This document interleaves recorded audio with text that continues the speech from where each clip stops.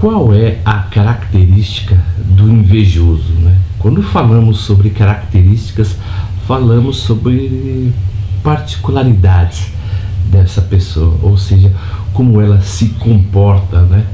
Da maneira emoldurada que ela age. Se você conhece uma pessoa que tem um comportamento fixo, né? Ou seja, sobre determinados temas relacionados ao comportamento, essa pessoa o é na maioria das vezes. Como assim? Você conhece uma pessoa que é totalmente amorosa e você desconfia que essa pessoa não seja tão amorosa, mas se você vê em todos os relacionamentos que essa pessoa tem, ela é amorosa com uma, com a outra, com a mãe, com o amigo, na verdade, ou com a namorada. Essa pessoa tem algo intrínseco, tá, a ela, né? É uma característica totalmente imanente, como se diz na filosofia. É algo que não se separa dela.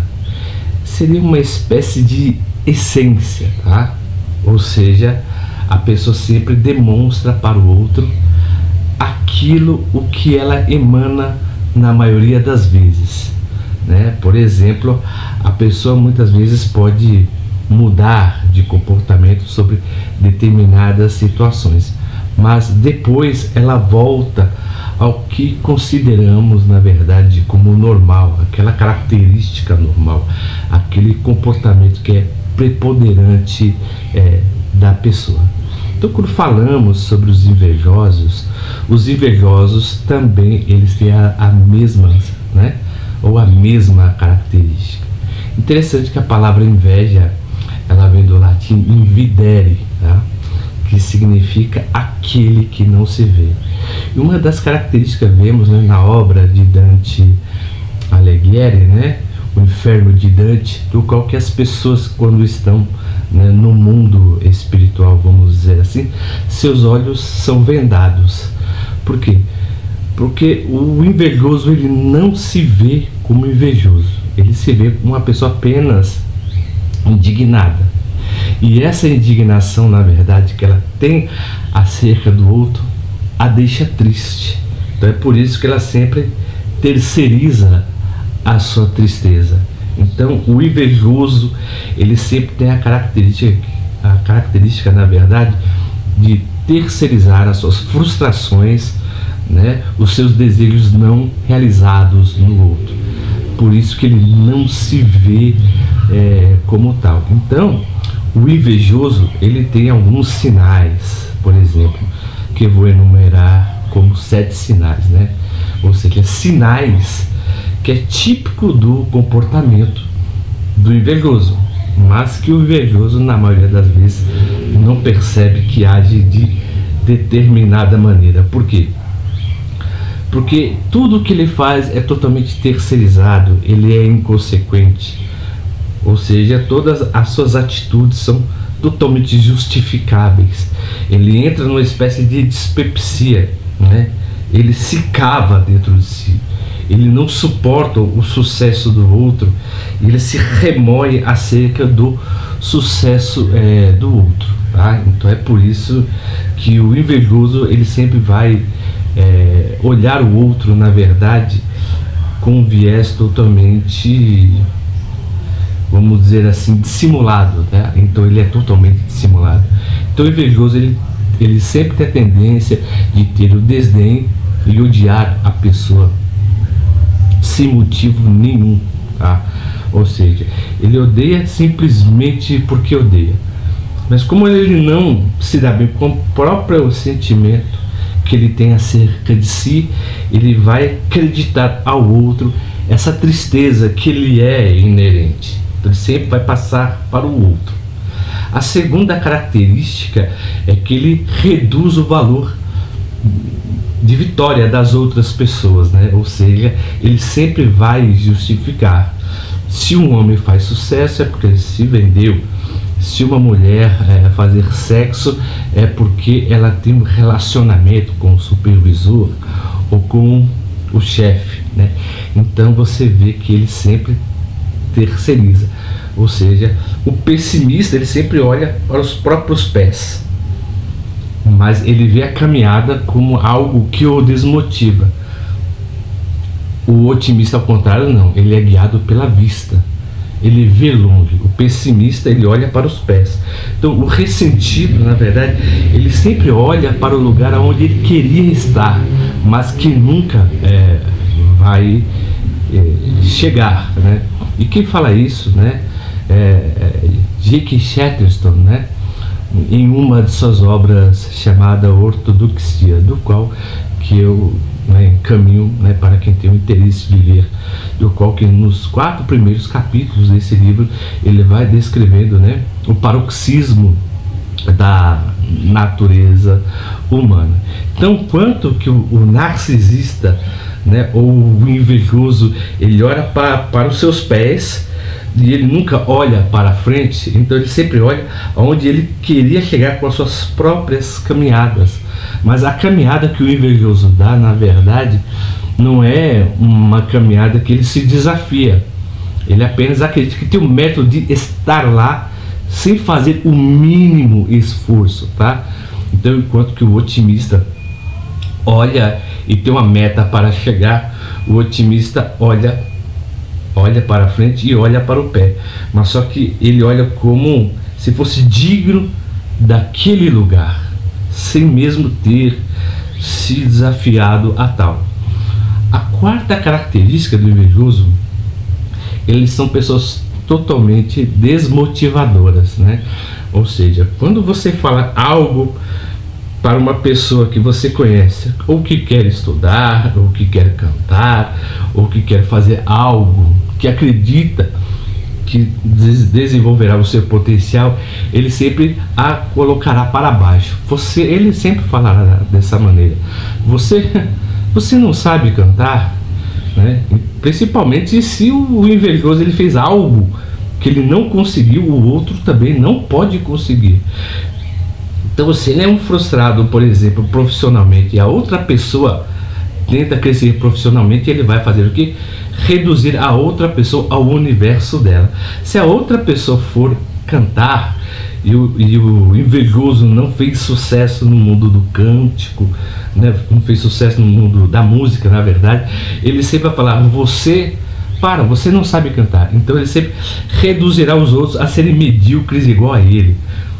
Ou seja, o invejoso quer que o outro seja medíocre igual a ele, né?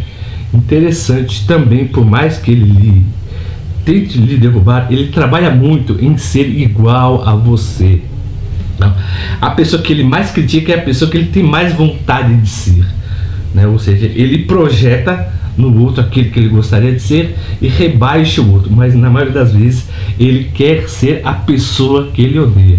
Para você ver o quão paradoxal é a mente, né, de uma pessoa que é totalmente invejosa. Então, dentro desse, né, espectro, a velocidade do outro, a felicidade do outro lhe causa tristeza, né? Então ele, por exemplo, ele sempre se identifica com a tristeza de uma pessoa que está próxima, mas quando a mesma, na verdade, começa a se sentir bem na vida, começa a prosperar, começa a vencer na vida, ele começa a se sentir mal, porque a necessidade dele é que o outro se sinta péssimo como ele mesmo sente péssimo, tá? Então é por isso que ele tem que cavar, na verdade, uma espécie de poço em relação a essa pessoa. Eu sofro mais do que você, eu sou mais triste que você. A vida não teve tanta misericórdia comigo quanto teve com você. Então ele sempre se acha no mérito, tá, de querer ser justificado porque a vida o deixou para trás. Então ele nunca se colocará à prova. Ele acredita que é melhor que os outros sem provar que é o melhor. Então a mente do invejoso, ela é totalmente ideática, tá?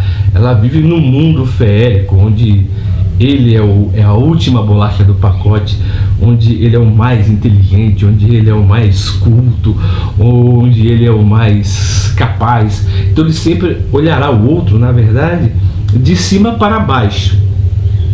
Mas na verdade, quando ele se encontra com essa pessoa, ele olha essa pessoa de baixo para cima. Então, interessante que a inveja, ela acontece mais numa escala, né, micro do que macro. Por exemplo, ninguém tem inveja do Ayrton Senna, né, em ser um dos maiores corredores, né, da Fórmula 1 do Brasil. Ninguém tem inveja do Pelé também, que foi um gênio do futebol. Ninguém tem inveja de Beethoven, né, que compôs a Quinta Sinfonia. Ninguém tem inveja de, por exemplo, o que eu posso falar? De Albert Einstein, né, que foi o pai da teoria da relatividade. Então, as pessoas têm mais inveja das pessoas no universo micro, ou seja, a pessoa sempre tem mais inveja do primo, da prima, né? Ou seja, do tio, da tia, do pai, da mãe e do filho. Então você vê que a inveja é sempre num campo muito mais restritivo, muito mais fechado, acontece sempre dentro de uma comunidade, tá? Então ela sempre está relativa a um espaço e um tempo para que ela ocorra. O interessante aqui também, que é o sexto aspecto, é que o invejoso ele sempre vive competindo e se comparando com o outro. Ele não consegue viver a vida de uma maneira totalmente relaxada. Se ele vê uma pessoa que está feliz, ele se sente incomodado, porque ele não aceita, ele estando triste, ver o outro feliz, tá? Ele não aceita ver alguém amando se ele não pode amar. Então ele sempre vive competindo e se comparando com as outras pessoas. Ou seja, se ele não está bem, ele tem a capacidade de fazer da vida do outro um inferno, como é a sua própria. Interessante também, né, que é o último aspecto, o sétimo, que ele sempre fala mal de você e tenta te sabotar.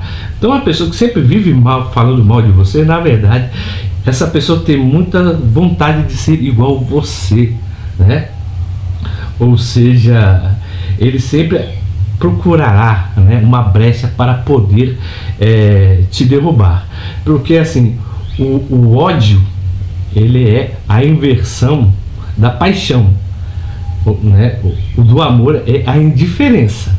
Se você ama um dia, você se separa da pessoa, você tem o universo da raiva, mas depois de um tempo você esquece. O ódio é totalmente alimentado da mesma proporção que a paixão. Ou seja, se uma pessoa na verdade fala muito mal de você, na maioria das vezes essa pessoa tem vontade de ser igual a você, mas só que não admite para si mesma que tem vontade de ser igual a você. Então é por isso que o universo do religioso é como se diz, né, William Shakespeare em uma de suas obras, do qual que a pessoa tenta comer uma maçã envenenada, da qual tenta envenenar o outro, mas na verdade ela apenas está se corroendo pela própria raiva que tem do outro, destruindo a si mesma. Se vocês estão gostando dos vídeos que eu estou postando, por gentileza, se inscrevam no nosso canal, aperta o botão das notificações e dê um joinha.